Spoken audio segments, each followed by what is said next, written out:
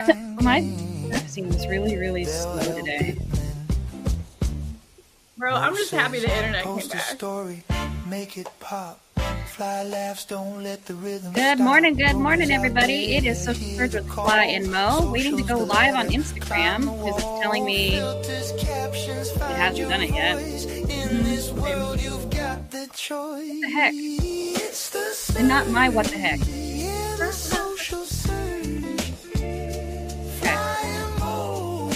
Wow, there's a lot of options now.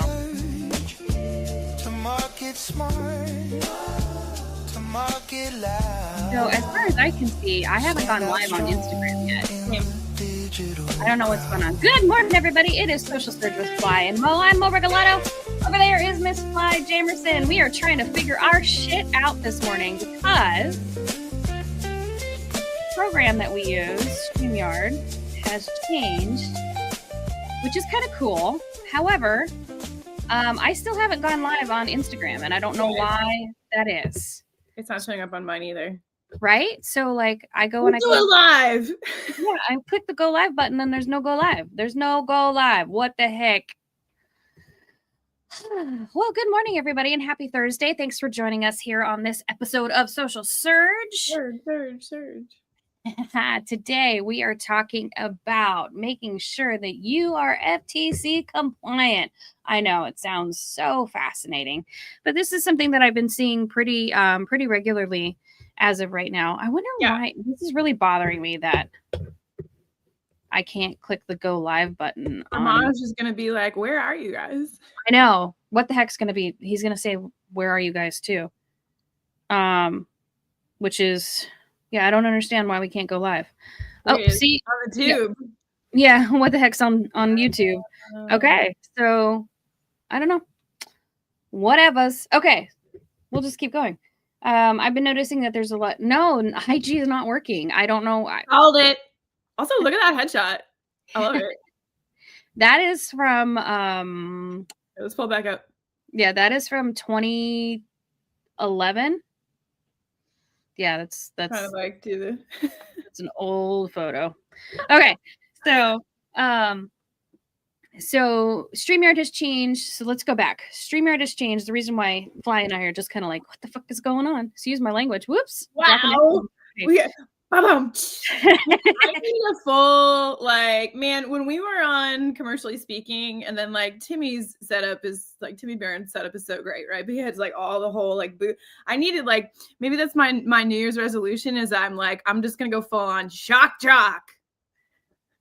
That would be interesting. I would appreciate that. It's that, you want to know what? It takes a lot of effort. People think all this stuff is fun and games. No. Like, I know that sometimes I come across as a silly little marketing girl, but there's so much that goes on behind the scenes here. And even to begin to imagine you could have a little button that goes burr, burr, burr, so much work, right? People don't value it enough. Right. Even just to get the sound to come through the speakers so everybody else can hear it. That is actually a huge. It's a huge step. I only needed it in my head, but we're 5 minutes into the show. We're way off, right? Sorry. It's all good. It's all good. So I've been noticing, this is something I brought up before, but I've been noticing lately that there have been some social media posts, not just commercial real estate, but in other maybe commercial real estate adjacent, maybe not. Yeah, there's been people just posting about stuff that they're using, and they are very clearly commercials for those products, but nowhere in the copy and nowhere on the actual video does it say that this is a sponsored ad. Right. And FTC guidelines came out 2 years ago, I want to say. FTC, Federal Trade Commission, guidelines came out for social media, for sponsored content, that if you do not explicitly state that it is sponsored somewhere, either on the video itself or within the copy, you guys can get fined, right? So, like, obviously we use StreamYard. StreamYard doesn't pay me. I pay them to actually use this service. So it's not like I can talk about StreamYard because I'm not worried. There's no partnership there, right? There's nothing being really exchanged. Correct. There's no exchange of goods. There's no exchange of services. There's none of that stuff.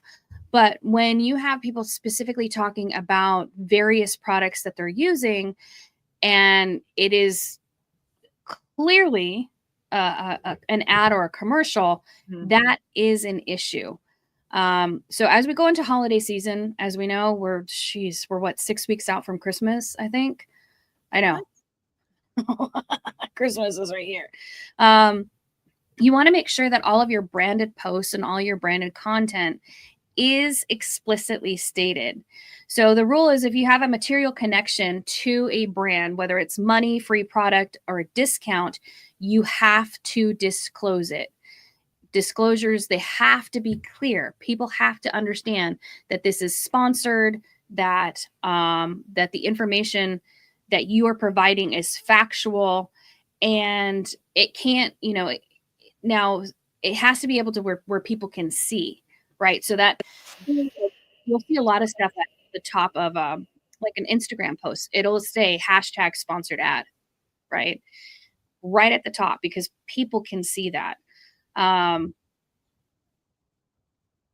If it's buried, if that information is buried or unclear, that's an FTC guideline violation. And it doesn't matter if you're not in the US, but if you reach US consumers, you actually have to put that disclosure on there. So again, you might be saying, Mo, well, I'm just this little person who got this free camera from somebody. And I just told them that I was going to, make sure that I mentioned it on my socials. That's all well and good. But there are people out there that report other accounts for violations because they get money for it. I always think about the IRS. My aunt works for the IRS. She was a tax preparer. And we were having this conversation about the IRS. Taxation is theft. And she mentioned that the reason why most people get audited is not because of the way they file their taxes. It's because their family members rat them out. How horrible is that? Well, yeah, I mean, like, look, I get it. Like, people get jealous. People get what's the word? Bitter. You know what I mean? It's just like, why should I have to do, or why are they getting the benefit of this? Or, well, granted, if you're doing something that's illegal, like that's, that's it. What I'm trying to say is I'm not trying to justify it, but it's interesting to me that, like, especially as we're getting into the holidays, it's interesting to me how, like, the family dynamics around those kinds of things can, like, play out. Like, people will, like, they'll tank their brother because, like, well, he didn't, you know what I mean? Like, people get that petty. That's it. Petty. People do get petty. They're, yeah. So that's, that's exactly. What's that like? I don't know what it's like to be petty. Not at all. Never, ever, ever. Yeah, it's a weird dynamic. So you just have to be careful, make sure that you are protecting yourself and you're protecting your brand. And if anything can be construed that you have received a product or service or a discount for sharing that product on your socials, you have to be very clear and state whether or not that you got the product or service or discount to share on your socials, right? Like in exchange for a review or something, right? Yeah, absolutely. You'll see that. I mean, if you look at if you scroll through like Amazon reviews or like any like major shopping platform, you will see often in the review section, you'll like come across, like a handful of reviews that is like, I was given this product for free in exchange for a review, right? Yes.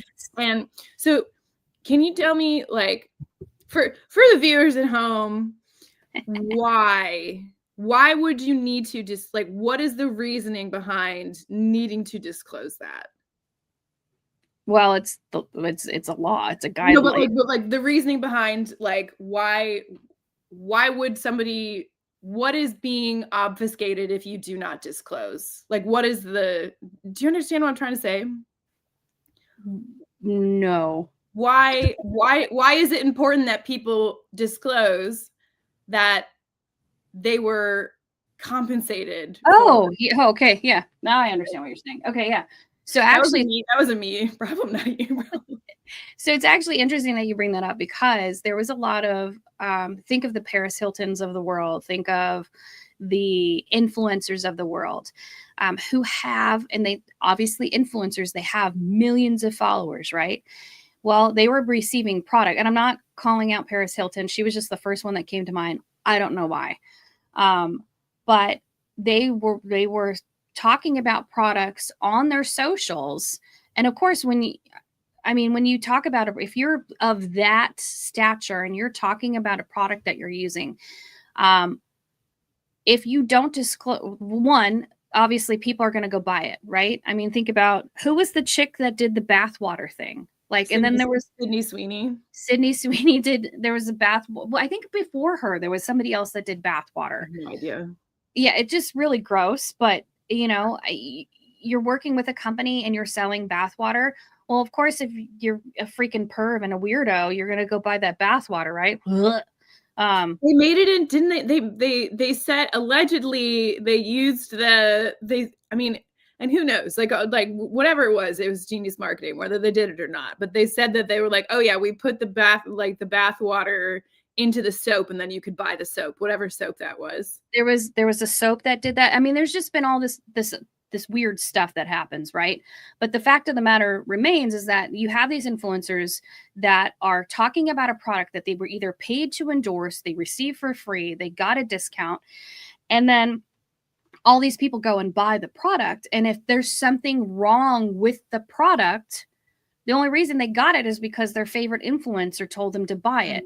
Now, granted, the onus is really on the person who bought it. Like, you were that influenced by some Joe Schmo on the internet who said, hey, buy this. And you're like, okay, I'm going to buy it. And then you get upset because you get some weird skin disease. Like, dude, that's kind of on you, right? That's your fault. But there was a lot of these people that, and especially the micro influencers are those with, like, I believe it's less than 10,000 followers. And they were also receiving products and services and not saying that they were getting a kickback or discount or whatever it was for those services or products.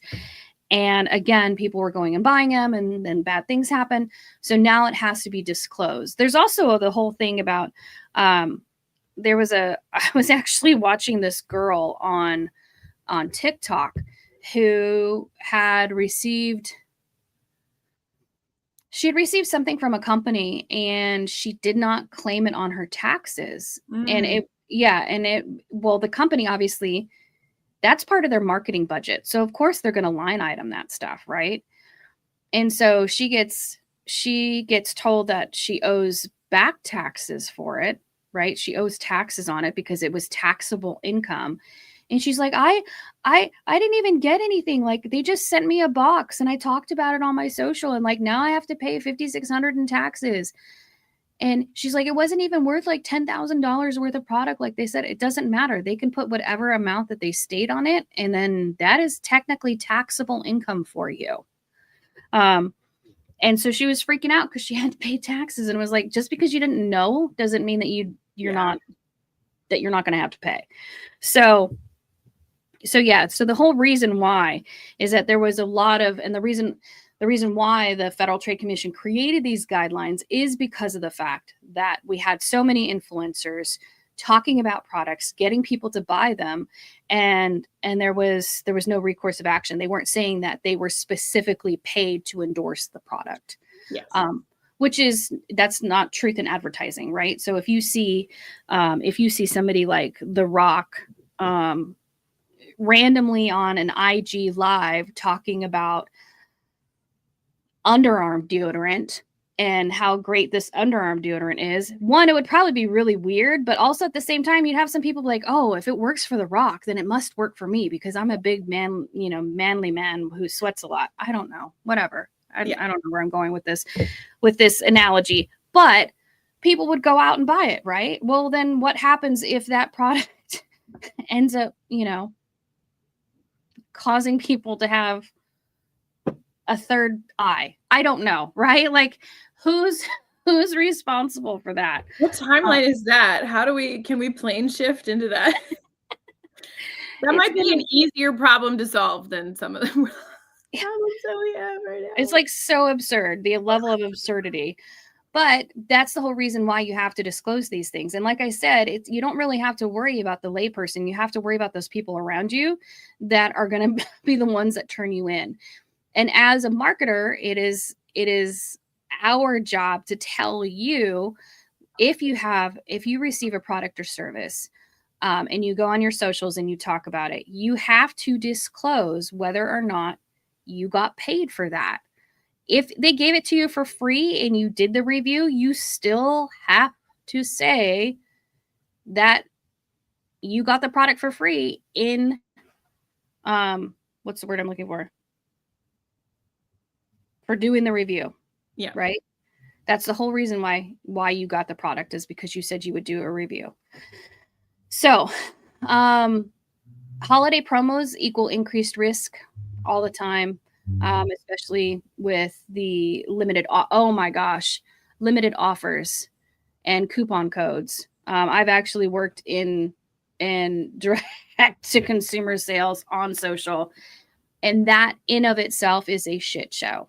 Like if you don't have the proper, and obviously we're not going off a little bit from commercial real estate, but when we're talking about that, like if you don't have all your I's dotted and your T's crossed and your privacy notices set and your actual like policy for whatever that is somewhere on your website that's easy to find, like you can get sued for that. Like it's crazy all the steps you have to go through to create some of these things to actually make them work. It gets to the point where you're just like, why are we even doing this? Right.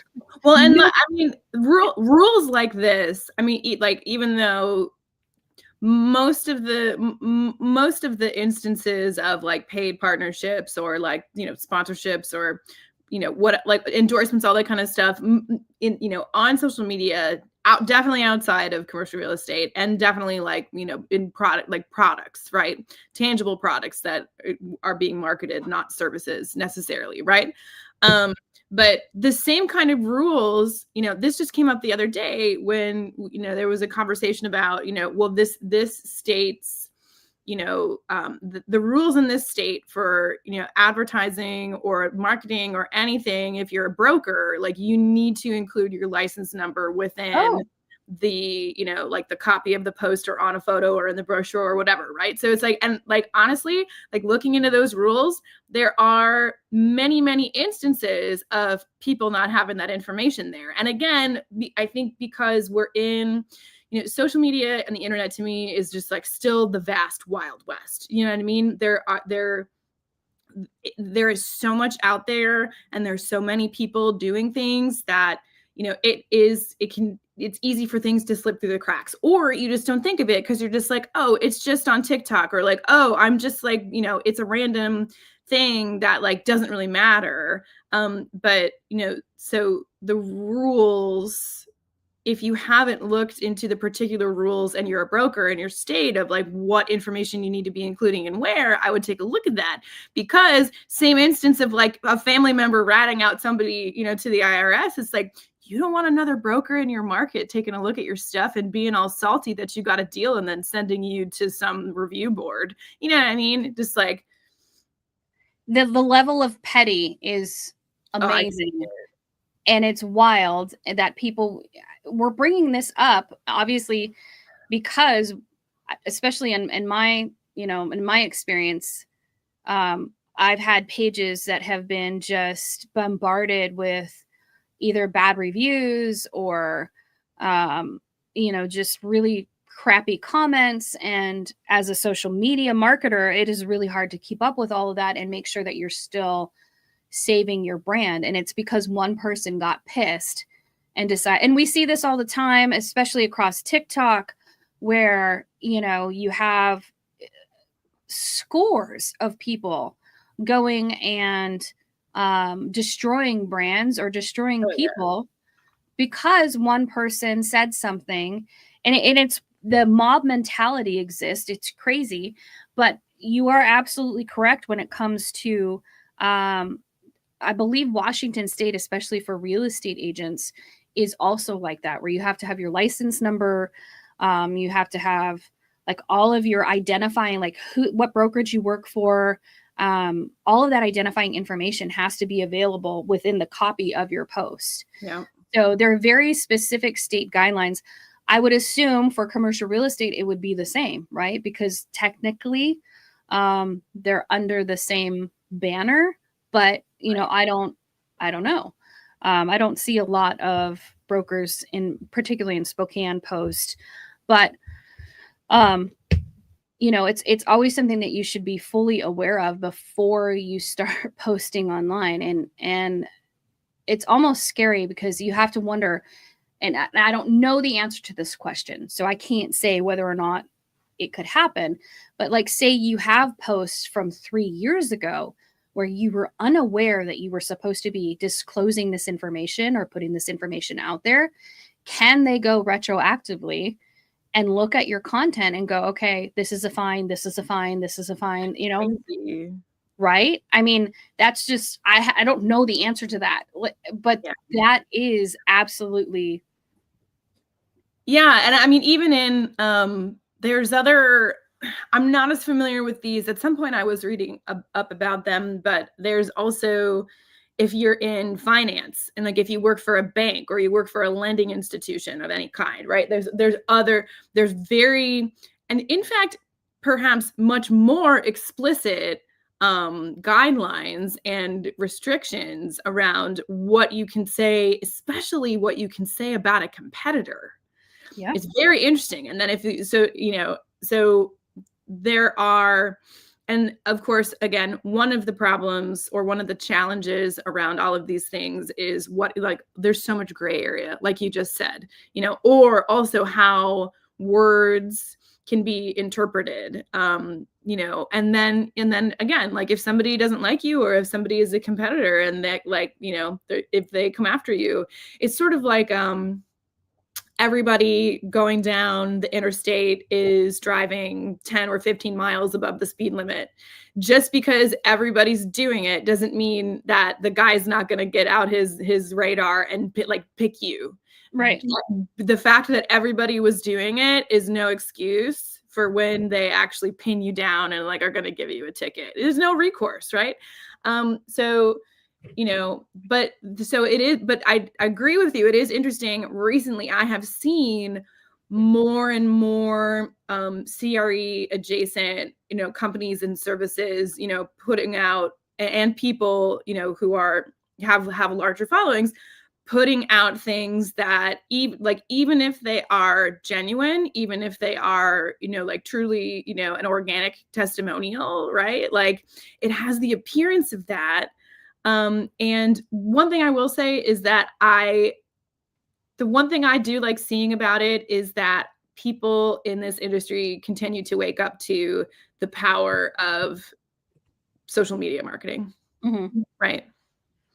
Yeah, absolutely. Morning, Marcy. Marcy Moneypenny joining us. Yeah, it just comes down to I don't want to see people when I see those things, and we've actually had a text thread about this where I was talking about it, and I think your specific answer was "not my circus, not my monkeys." That is a phrase uttered quite oft. It is an oft uttered phrase in the group chat. Yep. Yeah, and I was just like, well, I mean, there was a tweet recently. I gotta start being able to attribute these.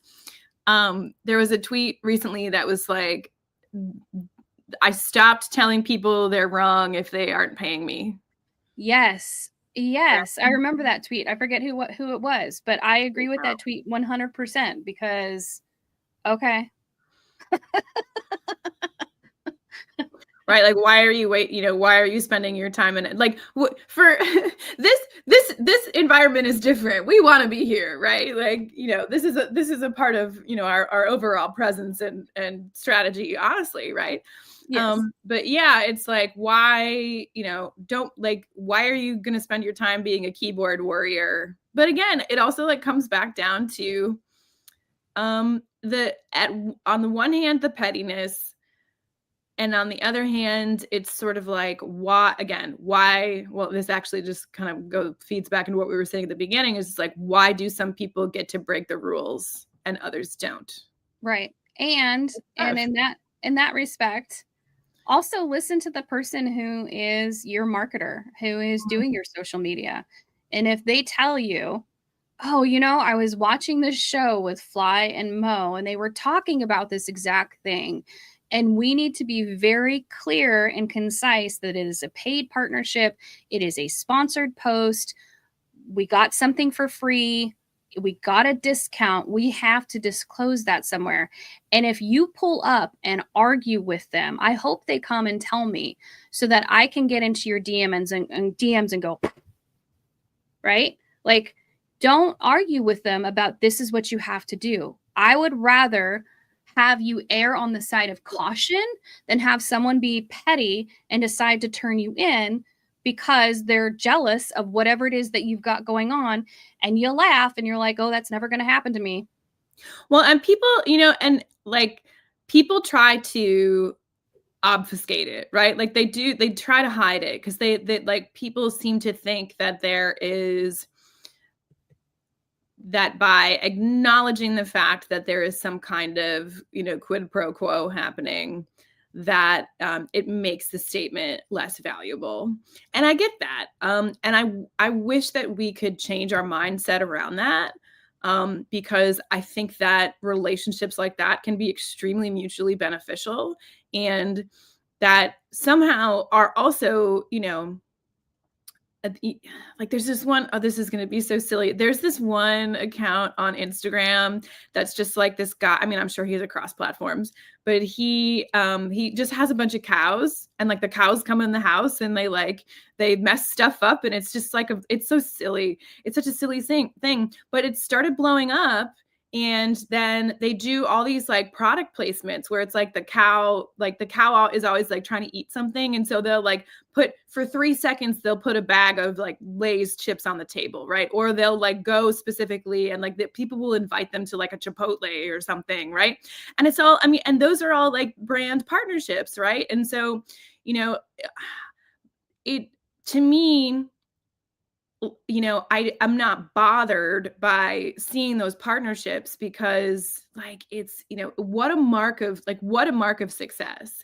And then also to me, it's like, oh, like that brand is being really smart. Like I wish we could just shift the whole perception around like, oh, it's bad to be like sponsored or have an endorsement or have some kind of partnership. No, it's like that to me is a major sign of success for all the brands. And and then also it's like, if you're working together and the both of you are brands that people already like, know, trust, and respect, like the people want the collab, they want the crossover, they want those things, right?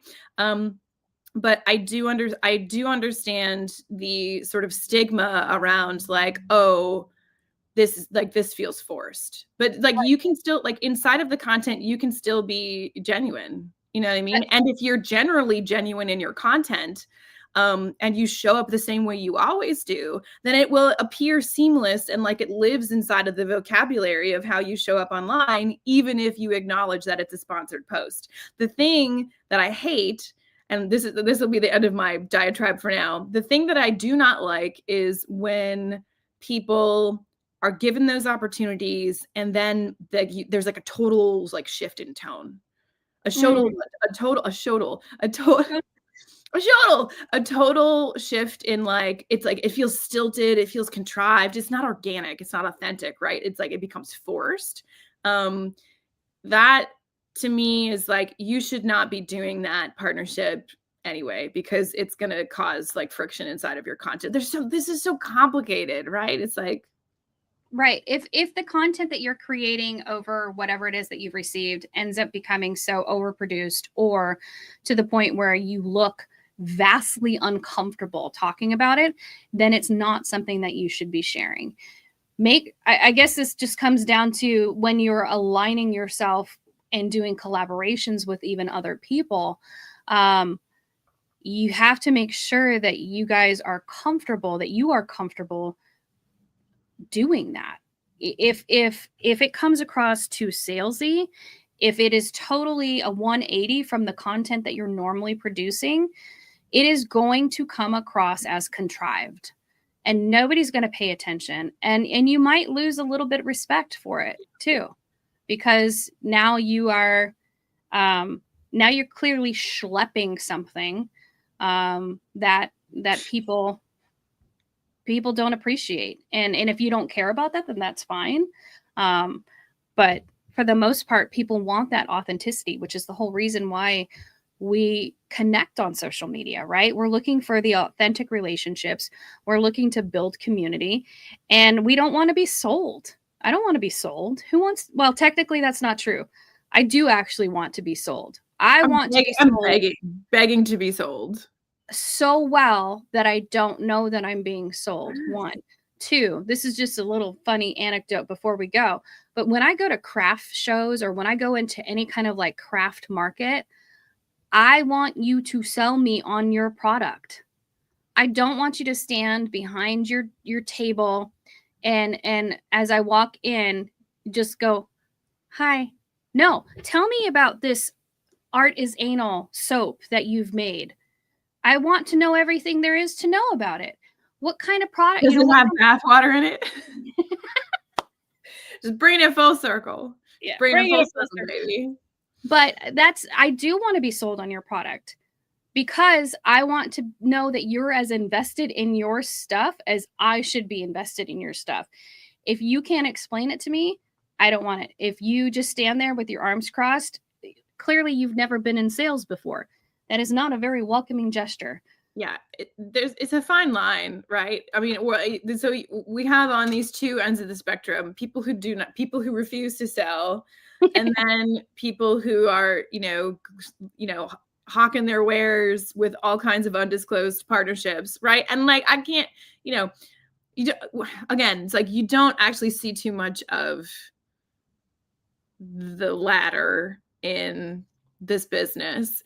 But it's happening more. I mean, like I can think of several major organizations, or a handful that, they continue to lean into user generated content, right? Or like partnering up with people and all kinds of stuff too. It's like, I mean, and honestly, it is a great strategy to be engaging with the people who naturally, like, I think about, like, just as an example, like any number of podcasts from these companies that bring on like people who are power users on as guests, right? Like there's so many different versions of people using this, right? But as people in this industry continue to see the power in collaboration, with their users, using their users' platforms, to expand and to benefit from that, you'll continue to see the same kind of issues arise.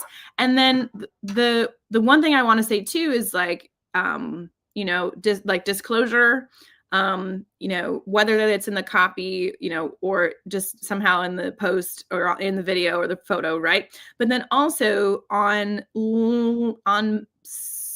almost all the apps, I can't think of one that doesn't, maybe X.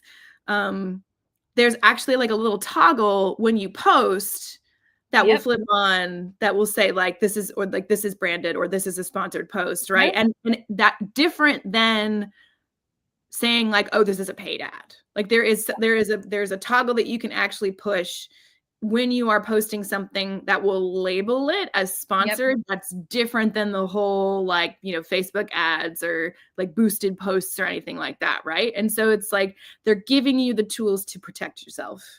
Yeah, absolutely. And they added that for this exact reason. Yes. They added those buttons for this exact reason. So because the platforms also have to worry about the FTC coming after them. So it's just a matter of, just because you didn't know doesn't mean that you don't have to. For my friends that work in firms and stuff like that, listen to your marketer when they tell you you have to disclose it, and don't argue with them, because what they're doing is they're looking out for your best interest. I don't want to have to put that shit on there. Believe me, I don't want to put that on there any more than you do. However, I don't want you to get sued, and I don't want you to get fined. So please listen. What were you going to...